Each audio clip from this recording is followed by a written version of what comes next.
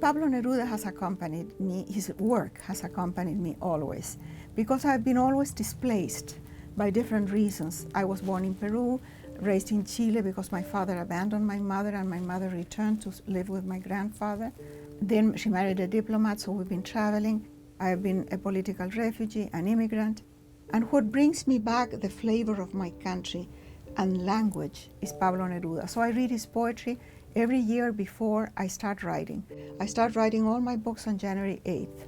So a week before I start reading his poetry, because it brings me back my language. I live in English and I write in Spanish. And it also brings me back all the imagery and the flavor of Latin America, of Chile, of the things I care for.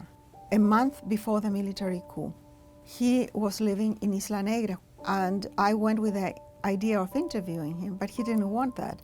He thought that I was the worst journalist in the country, that I could never be objective, that I lied all the time, and if it didn't have a story, I would make it up. But he loved the way I wrote, so he said, you should switch to literature, where all these defects are virtues. I didn't pay any attention to that at the time. I became a writer much, much later, without even remembering Neruda at the time. But a month and 11 days after this moment that I was with him, after we had the military coup was September 11th, 1973. 11 days later, Neruda died. And the funeral of Neruda was the first moment after the military had taken absolute control of the country and people were hiding and afraid, especially the leftists, and Neruda was a communist.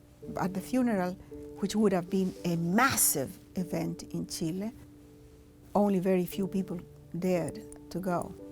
The Swedish ambassador went, and I just clung to his coat because I thought if they shoot somebody, they will not shoot the Swedish ambassador. So we walked between two rows of soldiers with machine guns.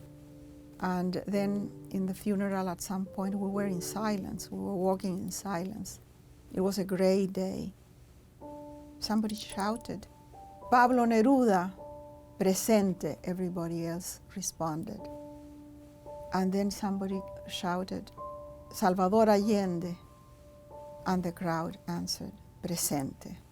And that was the only moment in which we dared speak up somehow. And the funeral of the poet became also the funeral of the president. I want you to know one thing. You know how this is. If I look at the crystal moon, at the red branch of the slow autumn at my window, if I touch near the fire the impalpable ash or the wrinkled body of the log, everything carries me to you. As if everything that exists, aromas, light, metals, were little boats that sail toward those isles of yours that wait for me.